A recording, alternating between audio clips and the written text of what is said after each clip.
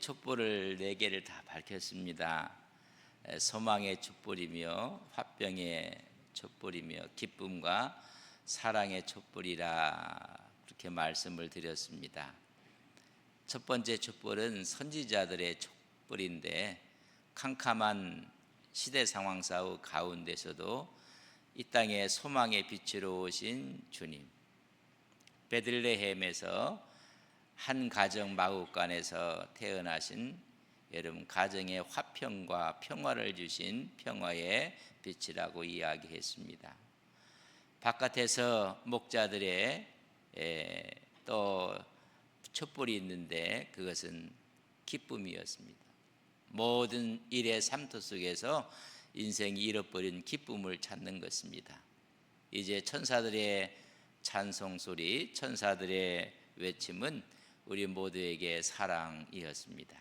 여러분 마음속에 이런 빛들이 늘 충만하시기를 주님의 이름으로 간절히 축복합니다. 우리 주님의 나심에 대해서 기록한 것이 마태복음 1장 18절에서 25절에 보면 예수 그리스도의 나심은 이러하니라. 한 남자와 한 여자가 정혼한 사이였었다. 그 사람이 요셉과 마리아였고 마리아와 요셉이었습니다. 그러나 정혼 기간 가운데 여러분 임신을 하게 됩니다. 이것은 유대인의 율법에 보면 큰일 날 일입니다. 만약 이것이 사실이라면 그 여자는 여러분 죽고 맙니다. 아니면 사회에서 매장을 당하고 맙니다. 그래서 이 요셉은 가만히 끊고자 했다, 정리하고자 했다고 이야기를 해주고 있습니다. 파혼이라는 것이 가장 은밀하게 그리고 아무도 모르게 가만히 끊고자 했다고 이야기해주고 있습니다. 가만히 끊는 것도 이 사람들이 둘만의 관계는 아닙니다. 여러분 정혼 자체는 이미 결혼과 동일한 효력을 갖고 있는 것입니다. 그러면 두 사람의 증인 앞에서 이혼장을 주면 끝나는 것입니다. 그래서 그들이 증인이 돼서 모든 정혼 관계가 끝나는 그걸 선택한 것입니다. 만약에 이 정혼한 여인이 내 아이가 아닌 다른 아이를 임신했다고 하면 여러분 이건 간음죄에 해당이 됩니다. 그러면 죽을 수밖에 없습니다. 아니면 처참한 사회에서 매장을 당하고 맙니다. 그래서 가만히 끊고자 했다고 했습니다. 공개하지 아니하고 은밀하게 여러분 이 일을 해결하려고 합니다. 왜 요셉이 이랬을까? 여러분 읽어보면 요셉은 의로운 사람이라. 의롭다는 얘기는 율법에 충실한 사람입니다. 그렇기 때문에 여러분 함께 할 수가 없는 것입니다. 왜? 여러분 결혼 전에 임신을 했기 때문에 율법에 충실했던 의로웠던 이 사람은 이걸 받아들일 수가 없습니다. 두 번째 이유는 요셉이 마리아를 너무 사랑했던 것 같아요. 만약에 이것이 공개적으로 된다면 죽음뿐만이 아니라 살아있다 할지라도 평생 동안 모욕과 수치 속에 살아가야 합니다. 너무 사랑했기 때문에 그것을 원치 않았습니다. 여러분 의로운 사람은 바로 이런 사람들입니다.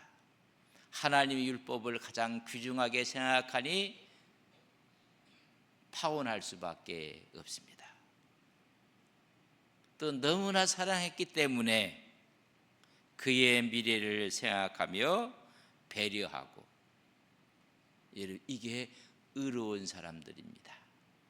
의로운 사람은 하나님의 말씀을 중요시합니다. 그리고 의로운 사람은 하나님의 사랑을 간직한 사람입니다. 우리 모두가 요셉처럼 의로운 믿음을 간직하는 귀한 주의 종들이 되시기를 주님의 이름으로 간절히 축복합니다. 이 의로운 사람이 아닌 그 반대 사람들은 시끄럽고 폭로하고 그저 밀쳐버리고, 주님이 오시는 그 길은 이 의로운 사람에 의해서 길이 열려지는데, 이렇게 고민하고 있었다. 성서는 뭐라고 했느냐면 이 일로 생각하고 있을 때에 여러분 주의 천사의 현몽이 그에게 다가옵니다. 성령의 여러분 내방이 그에게 임하는 것입니다. 주의 사자가 현몽했다고 이야기했습니다. 하나님이 개입하시는 것입니다. 인간이 어떤 결정을 하고 결단을 할 때 여러분 하나님의 개입이 있습니다. 여러분 인생을 살면서 어떻습니까? 어떤 일을 계획하고 어떤 일을 추진하고 할 때 세미한 하나님의 개입하심이 있어야 됩니다. 하나님의 구원을 이루기 위한 이 엄청난 사건 가운데 하나님이 방관하시는 것이 아니라 하나님께서 이 구속사에 개입을 하십니다. 하나님의 구원 사역에 개입을 하십니다. 인생이 살다 보면 여러 가지 우여곡절이 많고 또 나름대로 결단하고 결정하고 나가야 될 어떤 일들을 감당할 때 여러분 의로운 사람들에게는 하나님의 개입하심이 있다는 것을 우리는 믿습니다. 성령께서 여러분 개입을 하시는 것입니다. 두려워하지 말라. 그에게 잉태된 자는 성령으로 된 것입니다. 여러분 이 사람을 우리는 의로운 사람이라고 얘기했습니다. 율법에 철저한 사람이라고 했습니다. 그러나 율법만 갖고 있는 것이 아니라 사랑도 갖고 있는 사람이었습니다. 그렇다면 율법에 수많은 선지자들이 이야기한 그 예언이 있습니다. 여러분 처녀가 잉태할 것이고 아이를 낳을 것이다. 한 아이에 대한 예언의 말씀이 그의 머릿속에 있는 사람입니다. 여러분 이것을 우리는 놓치고 있어요. 만약에 이 여인과 이런 사건 가운데 결혼을 하려고 했다면 율법에 능통한 사람이 아닙니다. 율법을 무시하는 사람입니다. 또한 이런 여인과 함께 한다는 자체는 율법을 무시하는 것입니다. 그래서 가만히 끊고자 한 것입니다. 그러나 이 사람이 율법만 가졌다면 아마 돌로 치는 자리로 몰고 갔을 것입니다. 그에게는 하나님의 사랑을 갖고 있었습니다. 그래서 이 여인의 미래를 생각하며 조용하게 관계를 끊으려고 한 것입니다. 그런 의미에 보면 여러분 율법을 그렇게 알았던 그가 선지자들의 이야기를 기억하면서 그 말씀 앞에 두려워하지 말라. 이는 사람으로 된 것이 아니라 성령께서, 그리고 그의 이름을 오늘 1장 21절을 같이 읽겠습니다. 시작. 아들을 낳으리니 이름을 예수라 하라. 이는 그가 자기 백성을 죄에서 구원할 자이심이라. 언젠가는 하나님께서 메시아를 보내주셔서 구원자의 나심을 말씀해주고 있는 것이 여러분 그의 마음속에 율법으로 있었던 것을 기억하셔야 합니다. 그 율법이 살아있는 말씀으로 자기에게 다가온 것입니다. 성령으로 잉태될 것이고 그의 이름을 예수라 하라. 그는 너희들을 구원할, 자기 백성을 구원할, 인류를 구원할 구원자라. 여호와는 구원자이시다. 이 말이 예수라는 이야기입니다. 구원자라는 이야기입니다. 인류의 죄를 구원하기 위해 이 땅에 오신 하나님이라는 사실을 깊게 생각하는 중에 여러분 성령의 임재한 앞에 주의 사자의 임재양 앞에 이것을 깨닫게 됩니다. 우리 온 인류를 구원하시기 오신 그 예수 그리스도. 한 걸음 더 나가서 말씀합니다. 23절 말씀을 우리 같이 읽겠습니다. 시작. 보라, 처녀가 잉태하여 아들을 낳을 것이요 그의 이름은 임마누엘이라 하리라 하셨으니 이를 번역한즉 하나님이 우리와 함께 계시다 함이라. 그를 예수라 뿐만 아니라 그의 이름을 임마누엘이라 하리라. 가만히 끊고자 했던 이야기는 율법에 철저했던 사람이었습니다. 율법에 충실했습니다. 또 한편은 사랑에 충만했다는 걸 말씀했는데, 이 율법에 충실했다는 얘기, 이사야 7장 14절을 우리 같이 한번 읽겠습니다. 이사야 7장 같이. 그러므로 주께서 친히 징조를 너희에게 주실 것이라. 보라, 처녀가 잉태하여 아들을 낳을 것이요 그의 이름을. 율법에 충실했던 이 요셉은 이 말씀이 내재되어 있었습니다. 여러분, 많은 사람들이 헌신하고 충성하는 모습을 보면 그의 마음속에 신앙이 내재된 사람들은 할렐루야 아멘, 예, 감사합니다. 그러나 그 마음속에 이런 말씀이 없는 사람은요, 양이 아니라 염소가 돼서 다 들어박는 거예요. 다 들어박. 왜 저 사람이 양인가 염소인가는 그 사람이 내재해져 있는 하나님의 말씀의 분량이 여러분 양으로도 나타나고 염소로도 나타나는 거예요. 여러분, 요셉에 대해서 우리가 너무 평가를 하는, 이거 대단한 평가를 해야 돼요. 이 요셉의 신앙이 마리아 못지않는 신앙입니다. 주의 계집종이오니 주의 말씀대로 되기를 원하나이다. 이거에 여러분 맞먹는, 아니 이거보다 뛰어난, 이거보다 엄청난 하나님의 말씀이 내재되어 있던 이 요셉은 그 말씀 앞에 순종합니다. 여러분, 우리가 갖고 있는 신앙이 어느 정도 내재되어 있는지, 여러분, 세상 사람들은 무술을 하는 사람은 내공이라고 합니다. 얼마나 우리가 갖고 있는지에 따라서 여러분 순종이 나오기도 하고 여러분 불순종이 나오기도 하는 것입니다. 그런 율법에 충실했을 뿐만 아니라 그 당시 종교인들이, 종교 지도자들이 갖지 못했던 사랑을 갖고 있었던 것입니다. 이런 사람을 통해서, 이런 가정의 정문을 통해서 여러분 이 땅에 우리 주님이 오신 것입니다. 오늘도 우리 인생 여정 가운데 우리 주님께서 우리 삶 속에 오셔야 되고, 우리의 공동체 속에서도 우리 주님이 오시는 것입니다.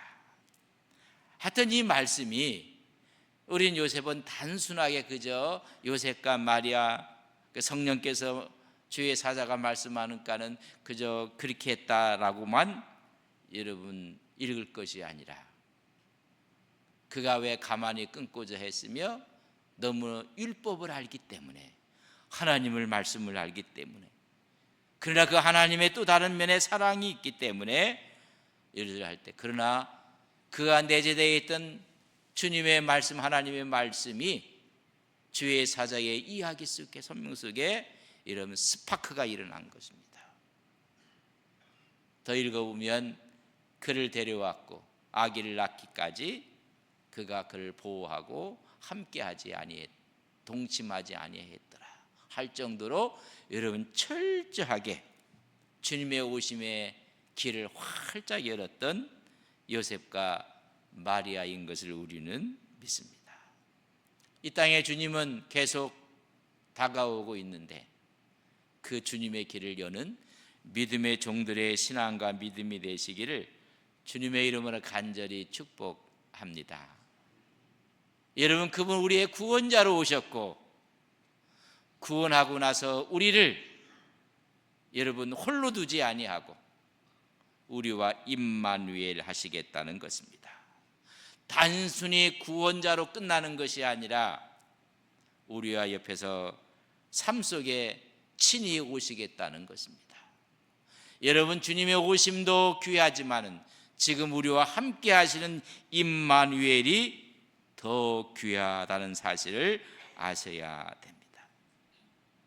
그분은 인성으로 이 땅에 오셔서 십자가의 구원을 완성하셨고, 그분은 신성으로 오셔서 영으로 우리와 함께 하시는 것입니다.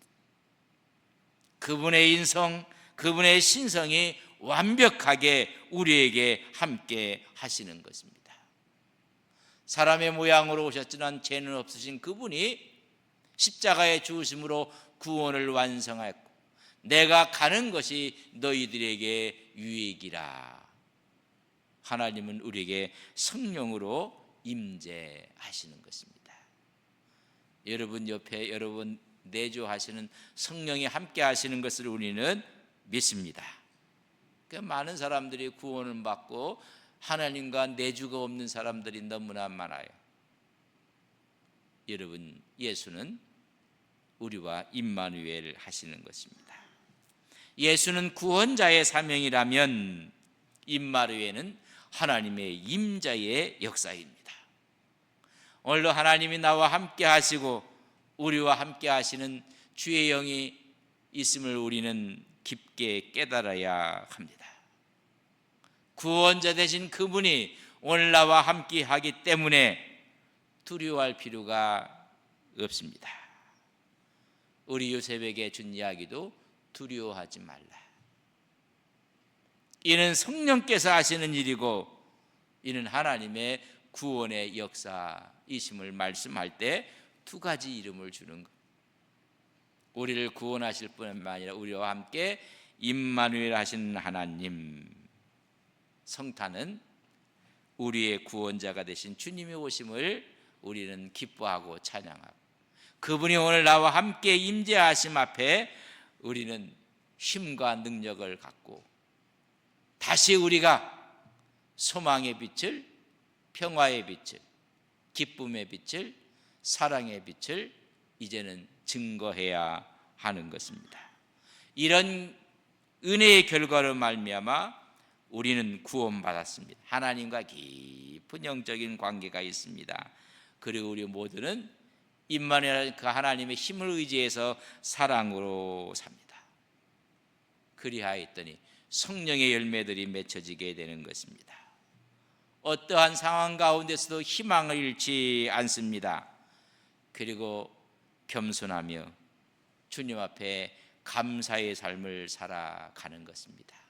성탄의 새벽에 이런 하나님의 은혜가 여러분 10년 가운데 함께 하시기를 주님의 이름으로 간절히 축복합니다.